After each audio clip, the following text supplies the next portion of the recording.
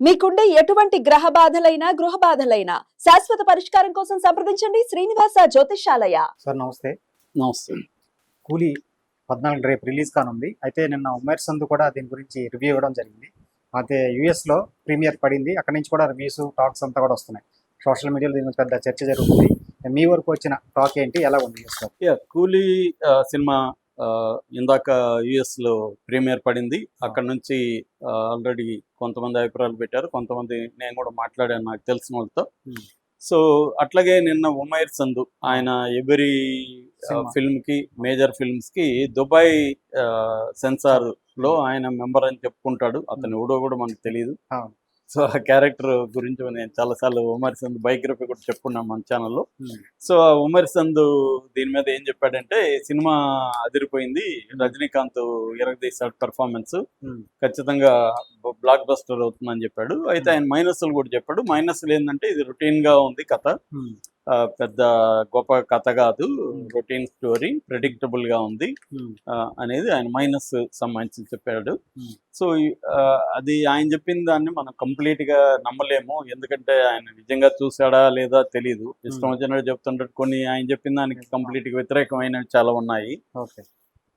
అయితే ఇక్కడ అమెరికాలో చూసారు కాబట్టి వాళ్ళ నుంచి వచ్చిన ఫీడ్బ్యాక్ ను మనం కొంత డిపెండ్ అవ్వచ్చు. ఎందుకంటే వాళ్ళు చాలా మందికి కొంత క్రెడిబిలిటీ ఉంది. ఏ సినిమా చూసినా వాళ్ళు ఆనెస్ట్ రివ్యూలు కొంతమంది ఇస్తుంటారు అనమాట, క్రెడిబిలిటీ ఉంది. అట్లాగే నేను ఒకరిద్దరితో అక్కడ మాట్లాడాను, వాళ్ళు కూడా నాకు ఆనెస్ట్ రివ్యూ ఇచ్చారు. సో ఓవరాల్ గా అమెరికాలో యుఎస్ రివ్యూ ఎలా ఉందనేది ఇప్పుడు చెప్పుకుందాం. దీంట్లో బేసిక్గా ఏంటంటే, ఇది ఏ సర్టిఫికేట్, రజనీకాంత్ 36 ఏళ్ల సినీ కెరీర్ లో ఫస్ట్ టైం ఏ సర్టిఫికేట్ వచ్చిన సినిమా. ఎందుకంటే ఆయన ఫ్యామిలీలే ఉంటాయి. ఏ సర్టిఫికేట్ రావడానికి ప్రధాన కారణం వైలెన్స్, సెక్స్ కాదు. సో అంత వైలెన్స్ ఉందన్నమాట. ఇది 2 గంటల 50 నిమిషాలు లెంగ్త్. సో దీంట్లో రజనీకాంత్, నాగార్జున విలను, శృతి హాసను, ఉపేంద్ర, అమీర్ ఖాను, తర్వాత సత్యరాజు, ఇలాంటి మంచి కాస్టింగ్ ఉంది. ఇక దీని Sun Pictures Kalanithi Maran producer, Lokesh Kanagaraj ఆయన తిరుగులేని ఇది ఉన్నాడు, అవియల్, తర్వాత మానగరం, ఖైదీ, మాస్టరు, విక్రము, లియో, వరుసగా ఆయనవన్నీ హిట్లే. అట్లాగే మ్యూజిక్ డైరెక్టర్ ఈ మధ్యకాలంలో రజనీకాంత్ మేనల్లుడు అవుతాడు యాక్చువల్గా అని అనిరుద్ధ రవిచంద్రన్ అతను చేశాడు. అట్లాగే camera Harish Gangadharan, wonderful cameraman ఆయన, మలయాళీ. సో తను చాలా సినిమాలకి చేశాడు, తను దీని కెమెరామెన్. సో ఆల్రెడీ మనం పాటలు మోనికా పెద్ద హిట్ అయింది, దాంట్లో పూజా హెగ్డే పాపులర్ అయింది. సో దీనికి సంబంధించి రివ్యూ ముందుగా కథగా చూసుకుంటే ఏంటంటే, ఇది ఒక పోర్ట్ టౌన్లో, సీ పోర్ట్ ఉంటుంది, ఆ సీ పోర్ట్ టౌన్లో జరిగే కథ. బేసిక్గా ఏంటంటే, ఆ పోర్ట్ టౌన్లో ఒక క్రిమినల్ సిండికేట్ ఉంటారు, వాళ్ళు స్మగిల్ చేస్తుంటారు, వాళ్ళు కార్మికులను ఎక్స్ప్లాయిట్ చేస్తుంటారు, వాళ్ళు క్రైమ్లో అందరినీ కూడా భయభ్రాంతం చేస్తుంటారు. అలాంటి క్రమంలో దేవ, రజనీకాంత్ పేరు దేవ, ఎంటర్ అవుతాడు మిస్టీరియస్ గా. ఇతను ఏజ్డ్ పర్సన్. సో ఇతను ఎంటర్ అయ్యి, ఇతను ఎవరు ఏంటి అనేది తెలియదు, ఇతను ఎంటర్ అయ్యి వాళ్ళని అడ్డుకోవడం మొదలు పెడతాడు. దాని తర్వాత ఇతను ఫ్లాష్ బ్యాక్ ఓపెన్ అవుతుంది, ఒక భాష, ఒక కబాలి, ఒక కాలా లాగా ఇతను ఫ్లాష్ బ్యాక్ ఓపెన్ అవుతుంది. ఆ ఫ్లాష్ బ్యాక్ లో ఇతను ఒకప్పుడు స్మగ్లరు, కూలీగా ఉండి స్మగ్లర్ గా అయ్యి ఎలా ఒకసారి ఇదయ్యాడు. అట్లాగే మిస్టీరియస్ గా అతను మాయమైపోయాడు. దాని తర్వాత ఇప్పుడు తన ఫ్రెండ్ని చంపేయడం వల్ల ఆ ఫ్యామిలీ కోసం అతను రంగంలో దిగి ఈ ఎక్స్ప్లాయిటేషన్ నుంచి ఈ వీళ్ళని ఎలా ఎదుర్కొన్నాడు, క్లవర్ గేమ్స్ ఎలా ఆడాడు, వింటేజ్ వాచ్ల్లో ఉండే టెక్నాలజీ ఏంటి, దాన్ని ఎలా ఇతను వెలికి తీశాడు, ఈ విషయాలన్నీ కూడా బేసిక్గా వస్తాయన్నమాట. ఇది కథగా చెప్పాలంటే. స్క్రీన్ ప్లే పరంగా మామూలు భాష కైండ్ ఆఫ్ స్క్రీన్ ప్లే ఇది. అంటే ఒక ఫ్లాష్ బ్యాక్ చెప్పడం, ఫ్లాష్ బ్యాక్ లో అసలు రజనీకాంత్, దాంట్లో ఏంటంటే ఇవాళ ఏఐ టెక్నాలజీ వచ్చింది కాబట్టి రజనీకాంత్ ను కూడా యంగ్ గా చూపించి పవర్ఫుల్ గా చూపించారు. ఇక్కడేమో ఏజ్డ్, మన జైలర్లో కంప్లీట్ గా ఏజ్డే ఉంటాడు. ఇక్కడ ఏజ్డ్ రజనీకాంత్ పవర్ ఏంటి, అట్లాగే యంగ్ గా ఉన్నప్పుడు ఎలా ఉన్నాడు, 2 వెర్షన్స్ లో ఉంటది. మనకు ఒక రకమైన డబుల్ యాక్షన్ లాంటి ఒక ఫీల్ వస్తుంది. సో దాన్ని చేశారు. స్క్రీన్ ప్లే పరంగా ఇంట్రెస్టింగ్ ట్విస్ట్ టర్న్ పెట్టుకుంటూ వెళ్ళారు. మామూలుగా మనకి లోకేష్ కనకరాజ్ యూనివర్స్ అనే ఒక ఉంటది, ఎల్సి అంటారు.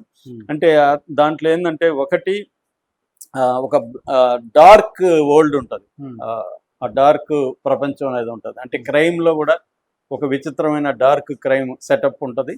క్యారెక్టర్లన్నీ కూడా వెయిర్డ్గా కొంత విచిత్రంగా బిహేవ్ చేస్తుంటాయి క్యారెక్టర్లు. సో ఎవరు కూడా మామూలు విలన్ అంటే బ్లాక్ అండ్ వైట్ విలన్ లాగా ఉండదు. ఆ విలన్ లో కూడా ఇంట్రెస్టింగ్ గా సర్ప్రైజ్ ఎలిమెంట్స్, భలే ఉన్నాడు వీడు అన్న ఎలిమెంట్స్ ఉంటాయి దీంట్లో కూడా. అందుకనే నాగార్జున ఇప్పటి వరకు కంప్లీట్ విలన్ గా చేసిన సినిమా ఇది లేదు. సో ఇతను వచ్చి మీరు విలన్ గా చేస్తానంటే కథ చెప్తా, లేకపోతే టీ దాకా వెళ్ళిపోతానని కనకరాజ్ చెప్పడం, ముందు కథ చెప్పండి అని చెప్పడం. సో కథ చెప్పాడు. ఆ తర్వాత కూడా కనకరాజ్ ఒక మాట అన్నాడు, ఇంత అమాయకమైన ముఖాన్ని నేను భయంకరమైన విలన్ గా చూపించడానికి చాలా కష్టాలు పడాల్సి వచ్చింది అనేది చెప్పాడు. నిజంగా నాగార్జున చూస్తే విలన్ లాగా అనిపించడు కదా, అతనేదో చాలా ఫ్రెండ్లీగా మనకి చాలా ఆప్తుల్లాగా అనిపించే విధంగా ఉంటాడు తప్ప అతను భయంకరమైన విలన్ లాగా ఫీల్ రాదు. కానీ బాగా చేయగలిగాడు కనకరాజు గొప్పదనం అని చెప్తున్నారు. లోకేష్ కనకరాజ్ చాలా బాగా విలన్ గా చూపించగలిగాడు నాగార్జునని. నాగార్జున కూడా అసలు మొత్తం సర్ప్రైజ్ అంటే ఈ సినిమాలో నాగార్జున అని అమెరికాలో మన ఫ్రెండ్స్ చెప్తున్నారు. ఎందుకంటే ఇతని క్యారెక్టర్ లో సర్ప్రైజ్ లేదు రజనీకాంత్ క్యారెక్టర్ లో. ఎందుకంటే అలాంటివి మనం చాలా చూసాం. వింటేజ్ సిగరెట్లు ఎగరేయడం, నడక, ఆయన స్వాగ్ అంటారు కదా, స్వాగ్ అండ్ స్టైల్, ఇవన్నీ రజనీకాంత్ ఉన్నాయి. అది బాగా ప్రజెంట్ చేశారు, కొత్తగా అనిపిస్తుంది. కానీ అంత మరీ ఎప్పుడు చూడండి రజనీకాంత్ అనే ఫీల్ అయితే లేదు. కానీ నాగార్జున మాత్రం సర్ప్రైజ్ చేశాడు. రెండో సర్ప్రైజ్ అమీర్ ఖాన్ అని చెప్తున్నారు. అమీర్ ఖాన్ అయితే మొత్తం అసలు థియేటర్ అంతా ఒకసారి ఇలా కదులుతుంది, ఆ కైండ్ ఆఫ్ క్యారెక్టరైజేషన్ అమీర్ ఖాన్ది.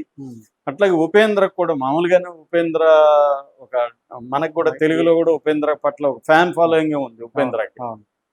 ముఖ్యంగా మాస్ ఉపేంద్రకి బాగుంటుంది. అది దీంట్లో కూడా వండర్ఫుల్ గా అయితే వచ్చిందని. దాని తర్వాత మామూలుగా హీరోయిన్లకి పెద్ద రోల్ ఉండదు, కానీ దీంట్లో ఆ అమ్మాయికి కూడా శృతి హాసన్ కూడా ఒక మంచి రోల్ ఉంది, చాలా పవర్ఫుల్ ఇది ఉంది.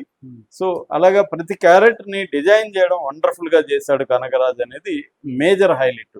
అంటే స్టోరీ వచ్చేసరికి ఉమర్ సైంద్ చెప్పినట్టుగా స్టోరీలో కొత్తదనం ఏమీ లేదు, రొటీన్ స్టోరీనే. అంటే ఒక గ్యాంగ్స్టర్ బ్యాచ్ ఉంటారు, వాళ్ళని ఎదుర్కోవడానికి ఒక అతను వస్తాడు, అతనికి ఒక ఫ్లాష్ బ్యాక్ ఉంటుంది. అతను ఫ్లాష్ బ్యాక్ లో భాషలో ఎట్లొచ్చిందో నాకు ఒక పేరు ఉండేది అప్పుడు అన్నట్టుగా ఆయన దేవా ఇది. అంత తప్ప క్యారెక్టర్లో సెటప్లో బిహేవియర్లో కొత్తదనం ఉంది.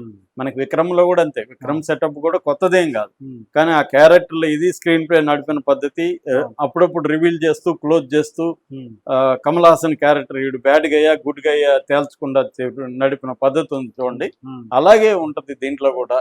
సో ఒక వెరైటీగా ఉంటది క్యారెక్టరైజేషన్. అందువల్ల కొత్తగా మనం స్క్రీన్ కి అయితే అతుక్కుపోయి చూస్తాము. ముఖ్యంగా రజనీకాంత్ వచ్చిన చోటంతా యాక్షన్ సీక్వెన్స్ వండర్ఫుల్ గా చేశారని చెప్తున్నారు. అంటే ఇప్పటి వరకు రజనీకాంత్ ఇలాంటి యాక్షన్ సీక్వెన్స్లు ఇంత వైలెన్స్ గా చేసింది లేదు కెరియర్ లోని. ఇది కెరియర్ బెస్ట్ పెర్ఫార్మెన్స్ రజనీకాంత్ కూడా. మనకైతే కబాలి, కాల భాష అయితే కొన్ని చోట్ల గుర్తొస్తుంది, కానీ దానికంటే బాగుండడం వల్ల మనం పట్టించుకోము. చాలా బాగా చేశారు అని చెప్తున్నారు.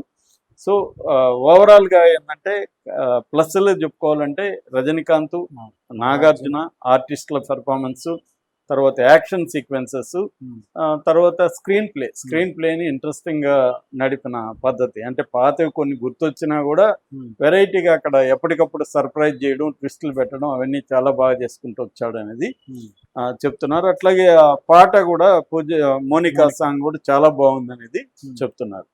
సో హైలైట్లుగా రజనీకాంత్, నాగ్ నెంబర్ 1 హైలైట్ అని చెప్తున్నారు. రజనీకాంత్ కంటే కూడా నాగార్జున క్యారెక్టర్ ఖచ్చితంగా కొత్తగా ఉంటది. ఒక కొత్త టర్నింగ్ నాగార్జున లైఫ్ కెరీర్ లో వచ్చినట్టుగా మనం చెప్తున్నారు.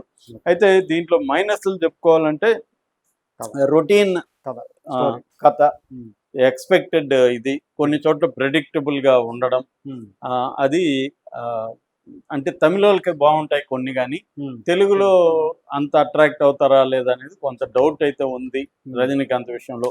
ఎందుకంటే తమిళ వాళ్ళకి ఆయన రామ్ గోపాల్ చెప్పినట్టుగా అక్కడ స్లో మోషన్ లో నడిస్తే చాలు వాళ్ళకి. రజనీకాంత్ తలైవను వాళ్ళకి పిచ్చి ప్రాణం ఇచ్చేస్తారు. ఇక్కడ మనకేం అట్లా అనిపించదు. మనకి కథ బాగుండాలి, ఎంటర్టైనింగ్ ఉండాలి, అదంతా పాటలు బాగుండాలి, రొమాన్స్ ఉండాలి, మనకి మంచి సరసోపేతమైన భోజనం ఉండాలి. సో దానివల్ల అట్లాంటి ప్రాబ్లం తప్ప ఓవరాల్ గా మాత్రం ఖచ్చితంగా ఎంజాయ్ చేస్తారు. మాస్ మసాలా అనేది అందరూ చెప్తున్నారు.